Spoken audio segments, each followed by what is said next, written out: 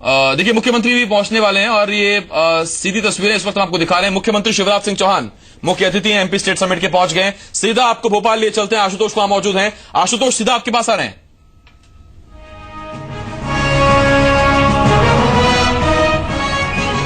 तो देखिए ये तस्वीरें हम आपको सीधा भोपाल से दिखा रहे हैं। आप देख रहे हैं कि वहां पर मुख्य अतिथि कार्यक्रम के मुख्यमंत्री शिवराज सिंह चौहान पहुंच गए हैं और जी मध्य प्रदेश छत्तीसगढ़ के channel head editor in chief Dilip Tiwari को आप इस वक्त देख रहे हैं। उनके साथ जी मीडिया संवाददाता आशुतोष वहां पर हैं और भूपेंद्र सिंह आईटी मंत्री जो हैं, सूचना प्रौद्योगिकी मंत्री, परिवहन मंत्री, वो वहां पर पहुंच गए हैं और बस कार्यक्रम की शुरुआत होने वाली है।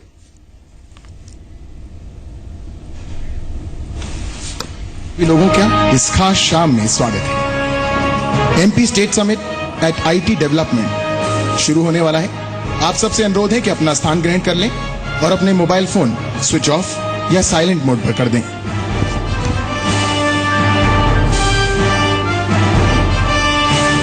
नमस्कार, मैं हूं सबीना।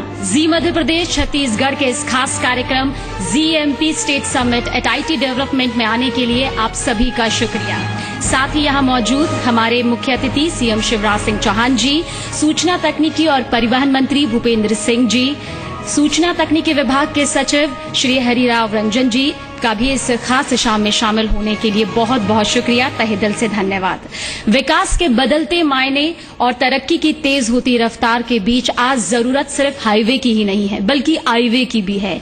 आईवे यानी कि इंफॉर्मेशन टेक्नोलॉजी का रास्ता, और जब बात मध्य प्रदेश की होती है तो इसकी अहमियत और भी ज्यादा बढ़ जाती है। तो आइए कार्यक्रम की शुरुआत करने से पहले हम सीएम शिवराज सिंह चौहान जी, सूचना तकनीकी और परिवहन मंत्री भूपेंद्र सिंह जी, सूचना तकनीकी सचिव हरिरंजन राव जी और जी मध्य प्रदेश छत्तीसगढ़ के एडिटर और चैनल हेड दिलीप तिवारी जी से अनुरोध करते हैं कि वो दीप प्रज्वलन के लिए मंच पर आएं।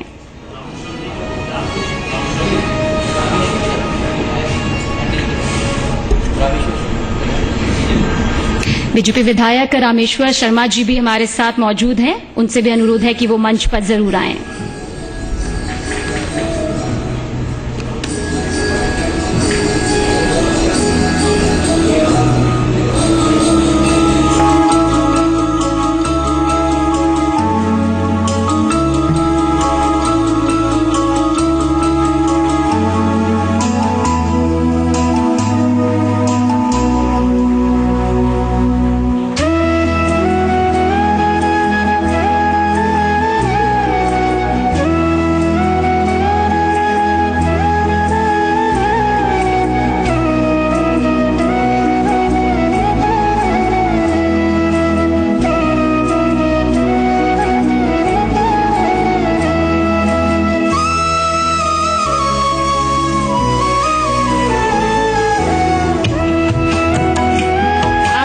बहुत बहुत शुक्रिया मुख्यमंत्री जी से, सूचना तकनीकी और परिवहन मंत्री जी से और जी मध्य प्रदेश छत्तीसगढ़ के एडिटर और चैनल हेड से निवेदन है कि वो मंच पर ही रहें।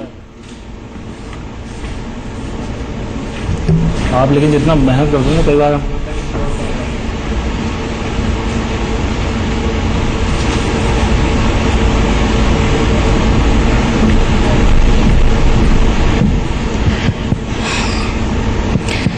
आप सभी के जहन में एक सवाल इस वक्त जरूर आ रहा होगा कि आखिर आईटी डेवलपमेंट पर इस सम्मेलन के लिए मध्य प्रदेश ही क्यों? इस राज्य ने खेती किसानी को लेकर अपनी एक अलग पहचान बनाई है और कहा ये सूचना क्रांति का मंथन। तो आइए इस सवाल का जवाब जानने की कोशिश करते हैं।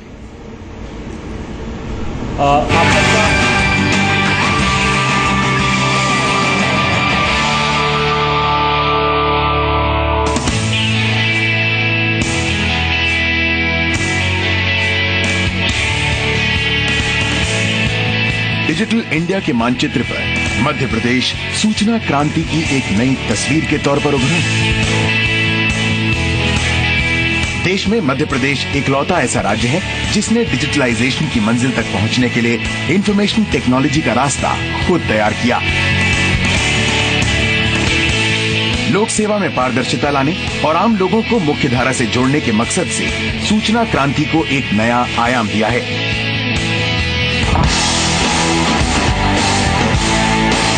प्रधानमंत्री नरेंद्र मोदी के डिजिटल इंडिया के कॉन्सेप्ट को अगर किसी राज्य ने सबसे कामयाबी से लागू किया है तो वो है मध्य प्रदेश।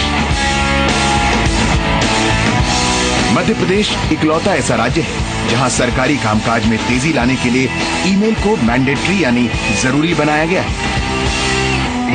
मध्य प्रदेश को हिंदुस्तान के नंबर 1 का राज्य तो बना नहीं है, लेकिन अब केवल हिंदुस्तान की बात नहीं करूंगा। आज तो मैं आत्मविश्वास से भरा होकर यहाँ खड़े होकर कहता हूँ, दुनिया के सबसे अच्छे राज्यों में से एक राज्य मध्य प्रदेश को बना के दिखाएंगे। पूरे देश में मध्य प्रदेश ही ऐसा राज्य है जहां आधुनिकतम तकनीक IPv6 पर सरकार की 30 से 40 वेबसाइट्स हैं। राज्य के 42 विभागों के 3,600 अधिकारी, 400 लोक सेवा केंद्र और उसके 5,000 अफसर स्टेट वाइड एरिया नेटवर्क यानी स्वान से जुड़े हैं। सरकार के 34 डिपार्टमेंट के आवेदन भी ऑनलाइन हो चुके हैं। राज्य के अंदरूनी इलाकों में वर्चुअल क्लासरूम भी तैयार है, जिससे 412 एजुकेशन इंस्टीट्यूट्स को जोड़ा गया है। प्रधानमंत्री जी ने कहा मेक इन इंडिया। हम कहते हैं प्रधानमंत्री जी, मेक इन इंडिया के आपके सपने को हम साकार करेंगे, और इसके लिए हमने नारा दिया मेक इन MP में बनाओ, मध्य प्रदेश में बनाओ।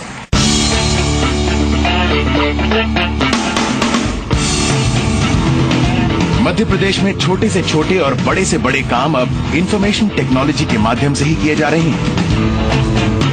ई गवर्नेंस की राह पर राज्य सरकार ने कई ऐसे कदम उठाए जो डिजिटल मध्य प्रदेश की मंजिल की ओर राज्य को तेजी से बढ़ा रहे हैं। संपत्ति के लिए ई रजिस्ट्रेशन की व्यवस्था है। ई प्रोक्योरमेंट और ई टेंडरिंग के जरिए सरकारी खरीद के काम तेजी से भी हो रहे हैं और पारदर्शी भी हैं।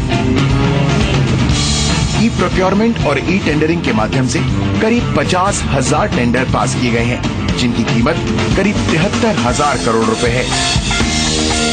राज्य के हर जिले में 412 शिक्षण संस्थानों में वर्चुअल क्लासरूम चलाए जा रहे हैं। इनमें से 100 कॉलेज हैं और 312 स्कूल। इसके अलावा मध्य प्रदेश सरकार ने लोगों की मदद के लिए मोबाइल ऐप की भी व्यवस्था की है। फिलहाल इस ऐप पर लोगों को 120 सेवाएं मिल रही हैं।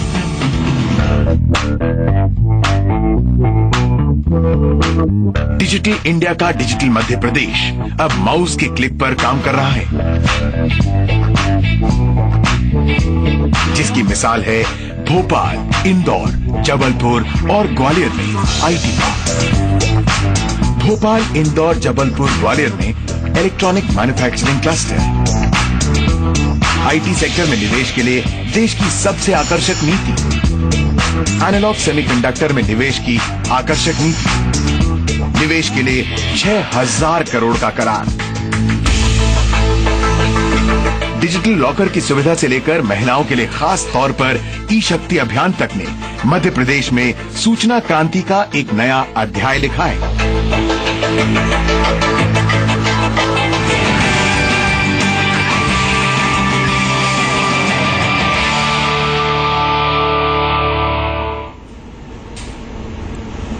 आखिर कैसे हो रही है ये क्रांति? कैसे धरती से अनाज उगाते उगाते मध्य प्रदेश ने सूचना के आकाश में उड़ान भरनी शुरू कर दी?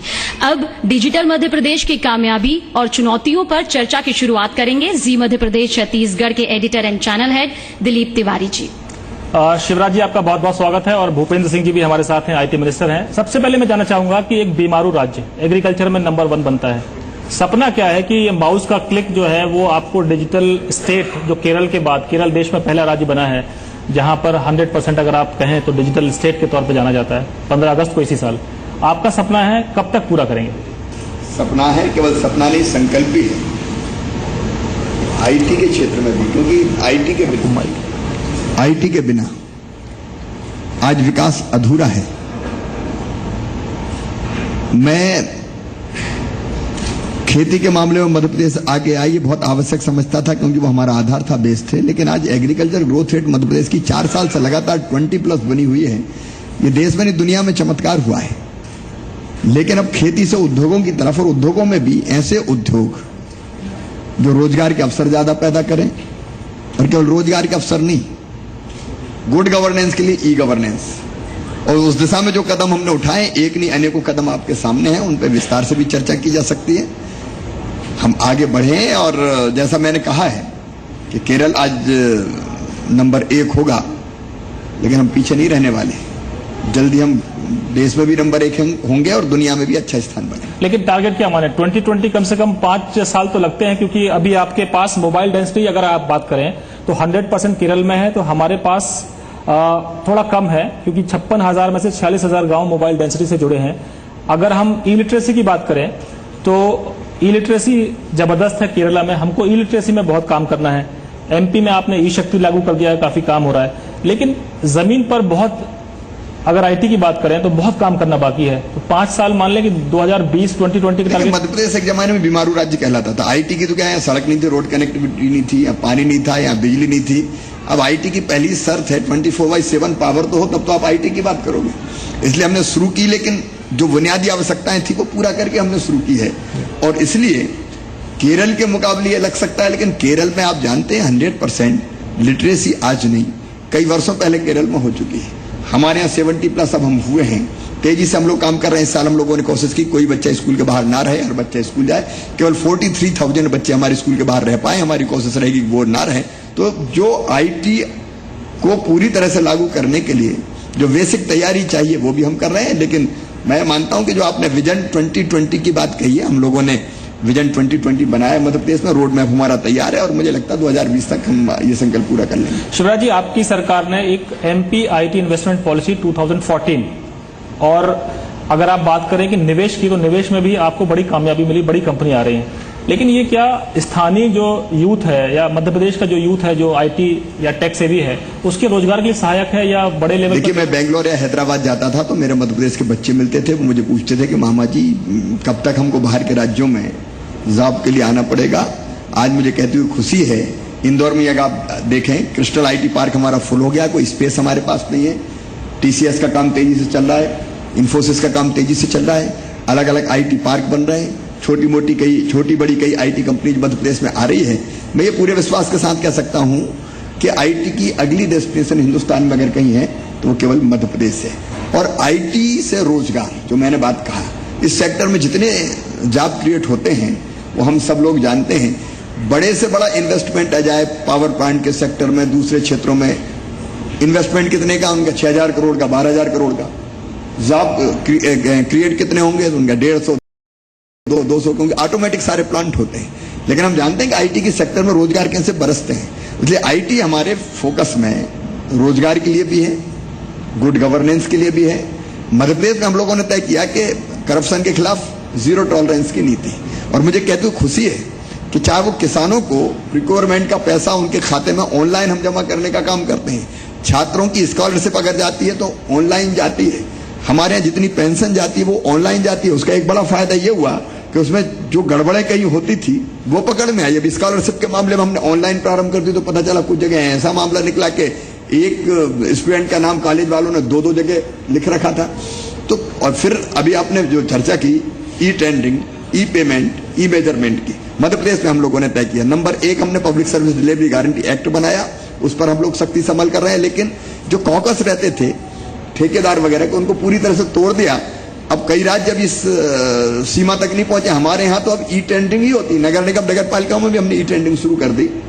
तो कुल मिला के करप्शन के खिलाफ भी सबसे बड़ा हथियार अगर कोई है तो निश्चित तौर पर आईटी है। और इसलिए जॉब के लिए भी, अच्छे प्रशासन के लिए भी, जनता को जल्दी सुविधाएं पहुंचाने के लिए भी हम आईटी का निरंतर उपयोग कर रहे हैं। लेकिन आपकी सरकार भी हाईटेक कब हो जाएगी? ई कैबिनेट की तैयारी में आप लगे हुए हैं, कब से हम देखें कि ई कैबिनेट आपकी सारे एजेंडा जो है वो ऑनलाइन होंगे मंत्रियों के पास और आपके पास? हम उस तैयारी में जुटे हैं। आज समय सीमा नहीं बताऊंगा, लेकिन जल्दी करेंगे। लेकिन शिवराज जी, एक खुशी की बात है, आपने कहा कि मध्य प्रदेश का यूथ जो है वो आपसे पूछता था जब आप बेंगलोर जाते थे कि मामा जी कब हमको एमपी में रोजगार मिलेगा। पिछले जो नतीजे हैं आईआईटी मेंस के और एडवांस के, उसमें मध्य प्रदेश में लड़कों ने जो है वो ऑल इंडिया में टॉप किया, और एक लड़की जिसको डिजिटल इंडिया का ब्रांड एम्बेसडर बनाया गया है वो भी मध्य प्रदेश की है। तो आपके लिए खुशी की बात नहीं है कि बच्चे अच्छा कर रहे हैं? मध्य प्रदेश के बच्चों में क्षमता है, प्रतिभा है, योग्यता है, कोई कमी नहीं। थोड़ी सी सुविधाएं भर उन्हें दे दें। अभी आप आईआईटी की बात कर रहे हैं, नंबर 1, नंबर 2, नंबर 3 सब पर मध्य प्रदेश के बेटे बेटी हैं। और आपको ये जान के खुशी होगी कि मध्य प्रदेश के आदिवासी बेटे बेटी 2 साल पहले हमने सपना देखा था और संकल्प लिया था कि हमारे आदिवासी बेटा बेटी क्यों आईआईटी में नहीं जा सकते, क्यों आईआईएम में नहीं जा सकते, क्लेट का एग्जाम क्यों क्लियर नहीं कर सकते, क्यों एनआईटी में नहीं जा सकते।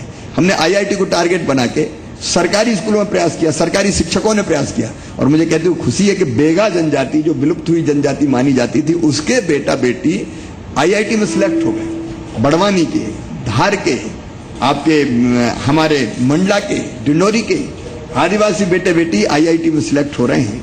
बाकी भी एग्जाम क्लियर कर रहे हैं। अभी आपने ऑल इंडिया पीएमटी देखा होगा तो 30 में से 6 मध्य प्रदेश के बेटे बेटी। यूपीएससी के एग्जाम देख लें, मध्य प्रदेश के बच्चे अपनी सफलता का झंडा गाड़ रहे हैं। तो हमारे बच्चों में क्षमताएं हैं।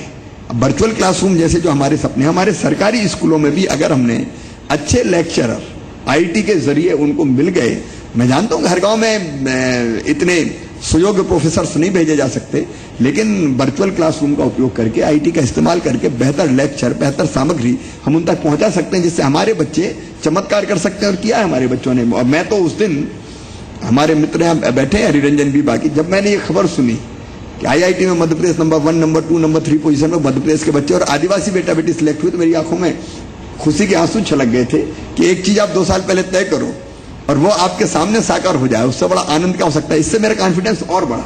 मुझे लगा कि ठीक अगर हम व्यवस्था और सुविधाएं दे दें तो बच्चे और चमत्कार करेंगे। इसलिए हमने तय किया कि हमारे अखिल भारतीय प्रतिस्पर्धी परीक्षाओं में अगर हमारे बच्चों का सिलेक्शन होगा तो पैसा या सुविधा बाधा नहीं बनेगी, हम मध्य प्रदेश के खजाने से उसको पूरा करने का काम करें। लेकिन शिवराज जी, एक बात और मैं करूं कि जब बच्चे पढ़ने जाते हैं तो वो राजस्थान कोटा हब बन गया है। कहीं ऐसे आपके मन में इच्छा नहीं कि एक हब जो है मध्य प्रदेश में भी हो, ऐसा कि जो आईआईटी और अगर ऑल इंडिया मेडिकल टेस्ट की बात करें तो एमपी में भी एक हब हो? देखिए, मध्य प्रदेश में मैंने पहले कहा कि हमने सरकारी स्तर पर कोचिंग की व्यवस्था की। उत्कृष्ट विद्यालयों के बच्चों को हमने कोचिंग दी और वो कोचिंग देने वाले सरकारी स्कूल के ही हमारे शिक्षक थे। उसमें हमने ये सफलता प्राप्त की है। मैं मानता हूं कि केवल प्राइवेट कोचिंग क्लास एकमात्र उपाय नहीं है। वैसे संस्थान भी आए, स्वागत है, होना चाहिए ताकि बच्चों को बाहर ना जाना पड़े। लेकिन सरकार अगर अपने स्तर पर ठीक प्रयास कर ले तो वो गरीब बच्चे जो कोचिंग का खर्चा भी वहन नहीं कर सकते, वो भी सफलता प्राप्त कर सकते हैं।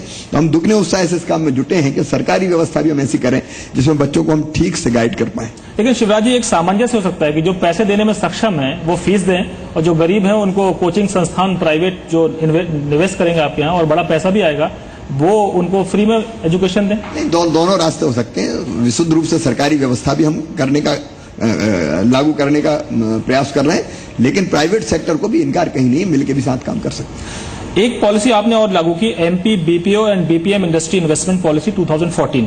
निवेश आप जान सकते हैं कि अच्छा है, लेकिन क्या रोजगार के मकसद से कामयाब हो रहे हैं आप इसमें? देखिए, हमारे कई बच्चे ऐसे हैं जो 12th पास करने के बाद, 10th पास करने के बाद जिनको जॉब की जरूरत होती है। हर एक बच्चा तो आईआईटी में नहीं जा सकता और इसलिए हम लोगों ने ये कोशिश की, नीति बनाई। और मुझे खुशी है कहते हुए कि कई जगह उस कंपनी ने, बुधनी में उन्हें सफलता के साथ काम करना प्रारंभ किया, उसके पहले छिंदवाड़ा में था, बाकी वो जिले तय कर रहे हैं।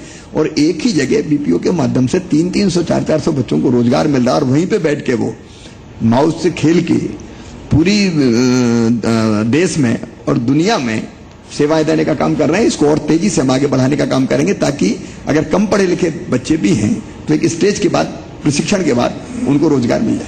शिवराज जी, आपके सारे जिले जो है मध्य प्रदेश के ई डिस्ट्रिक्ट हैं, लेकिन जो बैंक खातों को आधार से जोड़ने का काम है उसमें अभी थोड़ा 100% आपको अचीवमेंट, 100% सफलता उसमें प्राप्त कर लेंगे। उसके पीछे हम पड़े हुए हैं। जल्दी 4G हमारे यहाँ, मैं समझता हूँ सबसे पहले 4G मध्य प्रदेश में ही तेजी से हम काम पूरा करने का काम कर रहे हैं। उसके बाद तो हम हर गांव को इंटरनेट से जोड़ने में सफल हो जाएंगे। जिस दिन हमने ये काम कर लिया, मेरे गांव स्मार्ट विलेज बन जाएंगे। मैं केवल स्मार्ट सिटीज की बात नहीं करता, मेरा सपना है मैं गांव को भी स्मार्ट बनाऊं। और गांव को स्मार्ट बनाने के लिए रोड कनेक्टिविटी चाहिए, 24/7 पावर चाहिए, अच्छा शुद्ध पीने का पानी चाहिए, स्कूल बिल्डिंग, आंगनबाड़ी भवन, खेल का मैदान चाहिए। और सबसे बड़ी बात है कि अगर आपने इंटरनेट कनेक्टिविटी उसको दे दी तो गांव में कोई कमी नहीं रहेगी। तो उस दिशा में भी हम तेजी से आगे बढ़ रहे हैं। आपके खाते में एक उपलब्धि और है कि ऑफिशियल करस्पॉन्डेंस में आपने ईमेल को मैंडेटरी कर दिया, कंपलसरी कर दिया है।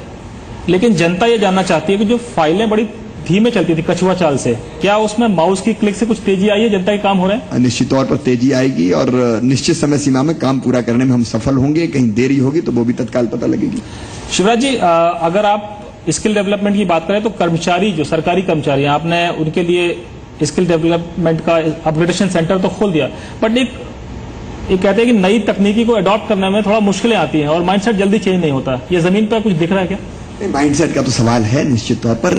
जिस एक सिस्टम में हम रचे बसे हैं उससे निकलना, नए बच्चे तो निकल आते हैं, लेकिन एक काम कई वर्षों से एक विशेष एज तक अगर करते रहे हैं तो उसमें से निकल के आना और दूसरे सिस्टम को अपनाना, उसमें निश्चित तौर पर देर लगती है, लेकिन माइंडसेट अब तेजी से बदल रहा है। अगर विदेशी कंपनियों की बात करें तो सेमीकंडक्टर फैब्रिकेशन इन्वेस्टमेंट पॉलिसी आपने बनाई, पहला राज्य है देश का। एक अमेरिकी कंपनी ने 6000 करोड़ का एमओयू भी साइन कर लिया है, लेकिन बहुत बड़ी कंपनियां बड़े पैमाने पर निवेश करने के लिए इच्छुक हैं क्या मध्य प्रदेश में? देखिए, एनलॉक सेमीकंडक्टर फैब की जो नीति हमने बनाई, हिंदुस्तान में सबसे पहले बनाई। राह आसान नहीं, हम जानते हैं।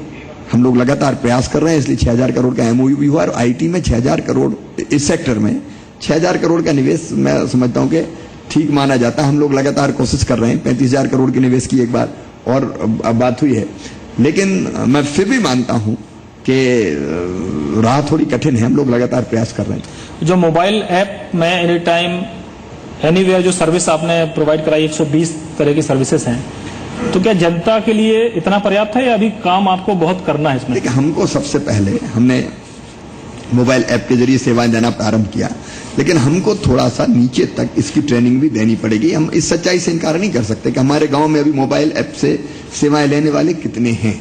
तो हमको उस दिशा में भी लगातार लोगों को जागरूक करना पड़ेगा कि आपको भटकने की जरूरत नहीं है, जाने की जरूरत नहीं है, फोन करने की जरूरत भी नहीं है। थोड़ा समय लगेगा, लेकिन कई लोगों ने तेजी से इसका उपयोग करना शुरू कर दिया है। हम इस जानकारी और तेजी से नीचे तक कैसे पहुंचे और लोग ट्रेंड हो और आदत बने, क्योंकि यहां भी माइंडसेट का सवाल है। दफ्तर चले जाएंगे क्योंकि आदत बनी हुई है, लेकिन मोबाइल को क्लिक करके और उसमें से जानकारी निकाल लें, उसके लिए भी थोड़ा मन बनाना पड़ेगा। उस दिशा में भी हम लोग प्रयास करें। शिवराज जी, ई रजिस्ट्रेशन आपने कर दिया प्रॉपर्टी का, लाडली लक्ष्मी योजना के लिए ऑनलाइन एप्लीकेशन जैसी योजनाएं भी आपके पास हैं, ट्रांसपोर्ट ऑफिसेज के ऑटोमेशन भी हो रहे हैं, लेकिन आपको लगता है कि सबसे इफेक्टिव अगर कोई चीज है करप्शन को मिटाने के लिए तो वो आईटी है, इंफॉर्मेशन टेक्नोलॉजी है, जो बहुत बड़ा अस्त्र साबित हो सकता है। इसको आप मानते हैं? मैं निश्चित तौर पर मानता हूं। देखिए, अनुभव ये कहता है कि अगर सिस्टम आप ठीक ना करें तो व्यक्ति को, मैं सबकी नहीं कहता, लेकिन किसी को गड़बड़ करने का अवसर अगर मिल जाए और उसकी नीयत ना डोले, ये बहुत कम, मैं कह सकता हूं, जो अनुभव देखने में आते हैं कम हो पाता है। सिस्टम को ही दुरुस्त करना पड़ेगा। व्यक्तियों को कहां कहां आप चेक करोगे? ये इंसान बड़ी खतरनाक चीज है। ये चाहे तो विकास की ऊंचाई, मतलब मानवता के कल्याण के लिए चमत्कार करके दिखा दे, और ये अगर इसकी नीयत डोली तो ये कहां तक गड़बड़ करेगा, इसका कोई ठिकाना नहीं है। आप मैनुअल कब तक चेक करोगे? इसलिए हमने तय किया कि सिस्टम ही हम ऐसा बना दें कि जिसके कारण गड़बड़ी की आशंका ही ना रहे। और इसलिए 3 चीजें जो हमने की है, उनमें से पहली चीज मैंने जैसे कहा, public service delivery guarantee act बनाने का हम लोगों ने काम किया। दूसरी चीज जो हमने की कि हम कैसे ऑनलाइन ज्यादा से ज्यादा सेवाएं दे पाएं, ताकि गड़बड़ करने की संभावना ही ना रहेगा, बांस ना बजेगी, बांसुरी करने का मौका ही नहीं मिलेगा। आप ऐसी स्थिति में क्यों छोड़ते हैं कि उसका मन डोल जाए? और इसलिए ये बहुत बहुत उपयोगी है गुड गवर्नेंस के लिए, करप्शन मिटाने के लिए। उसमें लगातार हम लोग कोशिश कर रहे हैं। अब जैसे अब कई चीजें हमने ऐसी की है, अब हम लोगों ने बच्चों को जो स्कॉलरशिप दे रहे हैं ऑनलाइन, उसी में एक उदाहरण निकल के सामने आ गया कि कहीं गड़बड़ थी तो पकड़ी गई। इस तरह के कई तरह के हमने प्रयास किए, जिसके कारण मैं समझता हूं पारदर्शिता बढ़ रही है। शिवराज जी, आईटी की बात करें या कम्युनिकेशन की बात करें तो महाराष्ट्र के किसान और पंजाब के किसान व्हाट्सएप ग्रुप में हैं और एक दूसरे से जानकारियां शेयर करते हैं कि भाई अब फसल में कौन सी दवाई छिड़के और कैसे करें और मौसम कैसा चल रहा है, और सब जानकारी एक दूसरे से शेयर करते हैं। लेकिन जब मध्य प्रदेश के किसानों की बात आती है तो आपके दिमाग में कोई ऐसा उपाय है कि मध्य प्रदेश का किसान इतना एम्पावर्ड हो आईटी के जरिए कि आपकी सारी योजनाएं उसके पास बैठे बैठे पहुंचे? अब हम लोगों ने ये प्रयास किया है कि तेजी से सारी योजनाएं आईटी के जरिए पहुंचे। मैं मानता हूं कि अभी हमारा किसान इस मामले में उतना फॉरवर्ड नहीं है, लेकिन लगातार हमारे प्रयास जारी, और हम लोगों ने अभी भी सोयाबीन की फसल को जो नुकसान हुआ कुछ जगह, उसमें हम लोगों ने ये प्रयास किया कि बाकी सारे माध्यमों के साथ साथ आईटी का हम उपयोग करके किसानों को वो व्हाट्सएप पे फोटो भेज दे, और यहां से कृषि वैज्ञानिक हो, कृषि विभाग के अधिकारी कर्मचारी हो, उसको तत्काल उत्तर दे दे कि आप अगर ये ऐसे पत्ते हैं इसके तो ये दवा आप छिड़किए। तो ये प्रयोग हमने शुरू किया, पिछली कैबिनेट में उसका विस्तार से प्रेजेंटेशन भी मैंने करवाया था। तो हम दोनों चीज कर रहे हैं, एजुकेट भी कर रहे हैं और सुविधाएं देने का काम भी कर रहे हैं। शिवराज जी, आपने आईटी पार्क बना दिए हैं, मध्य प्रदेश में काफी कंपनियां आ रही हैं, लेकिन जो स्थानीय कंपनियां हैं, जो अगर आप कहें डोमेस्टिक कंपनियां, मध्य प्रदेश की जो कंपनियां हैं, वो कहती है जब ई टेंडरिंग की बात आती है तो हम पिछड़ जाते हैं बड़ों से मुकाबला करने में, क्योंकि बड़ी बड़ी कंपनियां, बड़ा बड़ा टर्नओवर है। कुछ उनके लिए कुछ उपाय करेंगे खास? आप देखिए, प्लस माइनस तो कुछ चलेंगे, सब चीजें एक साथ नहीं हो सकती। अगर आप ई टेंडरिंग की बात करेंगे तो जाहिर है कि मैनुअल पहले जैसा हो जाता था वैसा नहीं होगा, लेकिन हम लोग भविष्य में ये सोच सकते हैं कि छोटा निवेशक है उसके हितों का संरक्षण कैसे किया जाए। क्योंकि मैं मध्य प्रदेश जैसा बनाना चाहता हूं, उसमें मेरा एक सपना है कि मध्य प्रदेश के हमारे जो बच्चे हैं, बेटा बेटी हैं, वो खुद उद्योगपति बने, अच्छा व्यापार करें। उसके लिए हमने मुख्यमंत्री युवा उद्यमी योजना जैसी, मुख्यमंत्री युवा स्वरोजगार जैसी योजना भी बनाई ताकि उनको पूंजी भी उपलब्ध हो, टेक्नोलॉजी भी हम देने का काम करें और पूंजी वापस करने की गारंटी भी, लोन वापस करने की गारंटी भी बैंकों को सरकार दे सके। तो हम कुछ कदम हमने उठाए हैं, लेकिन आगे हम सोचेंगे कि इसमें जो छोटे निवेशक हैं उनके हितों का, क्योंकि हमारे बच्चे जो इंजीनियर हैं उनको भी हम ट्रेन करके कॉन्ट्रैक्टर बना रहे हैं।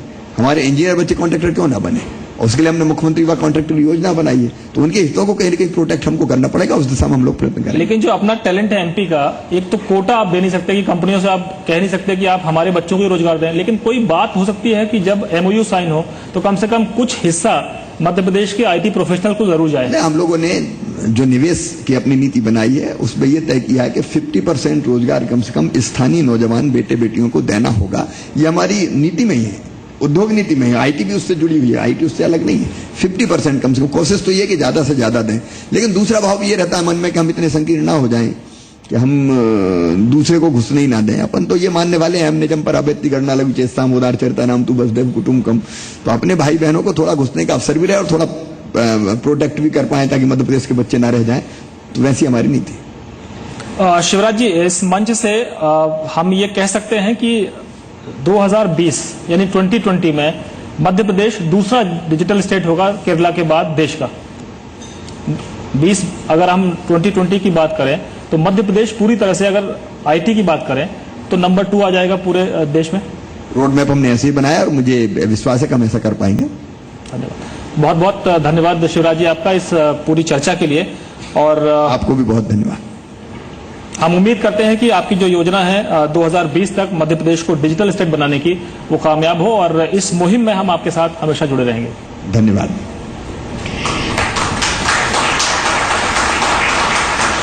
इस खास चर्चा के लिए दिलीप तिवारी जी बहुत बहुत शुक्रिया आपका, और मुख्यमंत्री शिवराज सिंह चौहान जी, आपने भी मंच के जरिए यहां पर यह बताया कि आईटी डेवलपमेंट को लेकर आखिर किस तरह की आगे की राह है वो आसान हो सकती है और किस तरह से मध्य प्रदेश आगे और तरक्की कर सकता है। लेकिन देश का दिल यहां पर मध्य प्रदेश को कहा जाता है, और मध्य प्रदेश को मजबूती आखिर किनके जरिए मिल रही है उन्हें सम्मानित भी करना यहां पर जरूरी हो जाता है। तो आइए अब हम एक एक करके उन लोगों को बुलाना चाहेंगे जिन्होंने डिजिटल मध्य प्रदेश बनाने के लिए अपना अहम योगदान दिया। नेटलिंक सॉफ्टवेयर ग्रुप की डायरेक्टर मिस सोनल अनुराग श्रीवास्तव,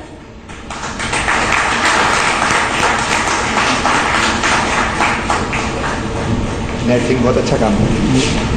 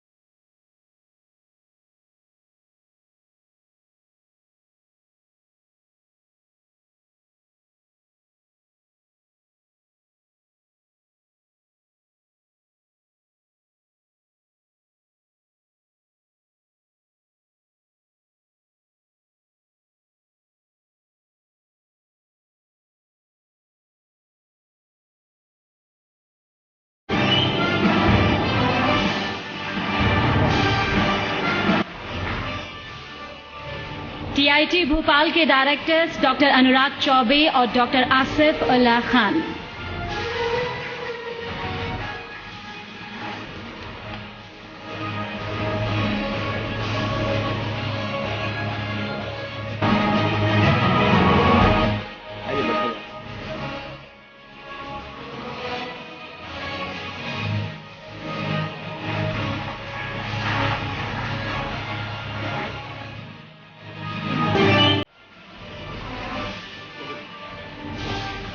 और नव दुनिया के जर्नल मैनेजर श्री नीरज पांडे। आनंद हमारे साथ दिल्ली में थे।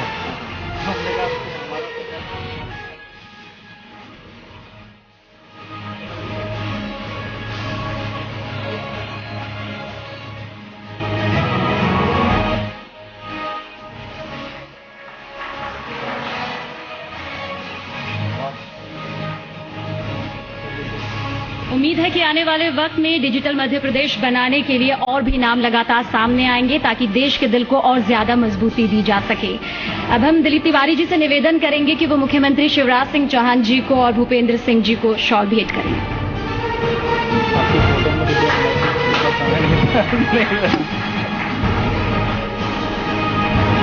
मेरा सम्मान है आपको चालू उठाने का।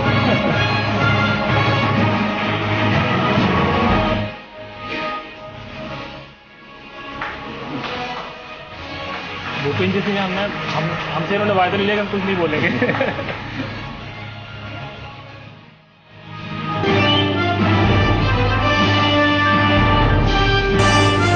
दिलीप तिवारी जी, हम चाहेंगे कि शामिल हुए मुख्यमंत्री जी हमारे साथ में, भूपेंद्र सिंह जी भी शामिल हुए, इसके लिए अब आप धन्यवाद करें।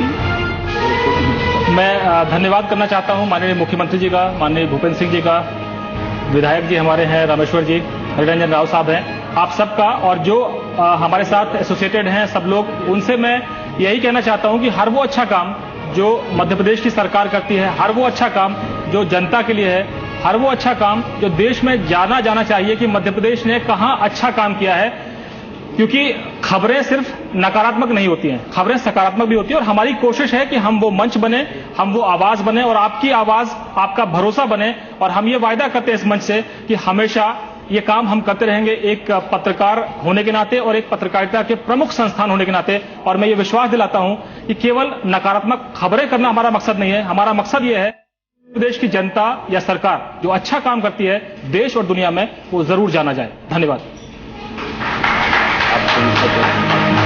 सूचना तकनीक से आसान होती जिंदगी और इसके जरिए जिंदगी के बदलते मायनों पर आप सब इस चर्चा में शामिल हुए, अपना कीमती वक्त दिया, इसके लिए आप सभी का धन्यवाद। हमारा ये कार्यक्रम कामयाब नहीं होता अगर आप सब हमारे साथ इस तरह शामिल नहीं होते। वक्त आ गया है आपसे विदा लेने का। शुभ रात्रि।